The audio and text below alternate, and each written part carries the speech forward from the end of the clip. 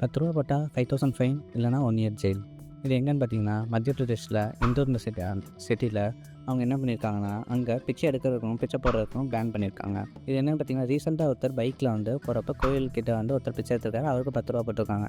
இது அங்கே இருக்கிற லோக்கல் போலீஸ் நோட் பண்ணி அவங்க சிசிடிவி கேமரா ஃபாலோ பண்ணி அவங்க மேலே கேஸ் போட்டிருக்காங்க. இந்த மாதிரி பிச்சை போட்டிருக்கு. ஸோ அங்கே என்ன ரூல்னால், பிச்சை போட்டாங்கன்னா அவங்களுக்கு 5000 ஃபைன் இல்லைனா 1 இயர் ஜெயில் இல்லைனா சம் கேசஸில் ரெண்டுமே இது பண்ணி ஆகணும், இது பண்ணி ஆகணும், சர்வ் பண்ணி ஆகணும்னு போட்டிருப்பாங்க. ஸோ இதுக்கு முன்னாடி நடந்திருக்கான்னு பார்த்தீங்கன்னா, ஜனவரி 23 இதே மாதிரி ஒருத்தர் பிச்சை போட்டிருக்காரு. அவர் மேலே இந்த மாதிரி கேஸ் போட்டிருக்காங்க.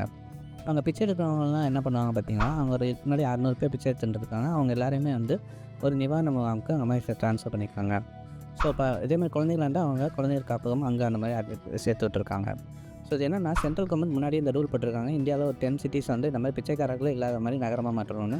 ஆனால் அதை இந்தூர் ரொம்ப ஃபாலோ பண்ணிகிட்டு இருக்காங்க. இதில் இன்னொரு ஹைலைட் என்னென்னா, யாரெல்லாம் பிச்சை எடுக்கிறாங்க இல்லை யார் பிச்சை போடுறாங்க பார்த்து சொல்கிறதுக்கு கிஃப்ட்டாக ₹1000 ரிவார்டு பண்ணுறாங்க. இந்த வீடியோ உங்களுக்கு பிடிச்சிருந்துச்சுன்னா லைக் பண்ணுங்கள், சப்ஸ்கிரைப் பண்ணுங்கள்.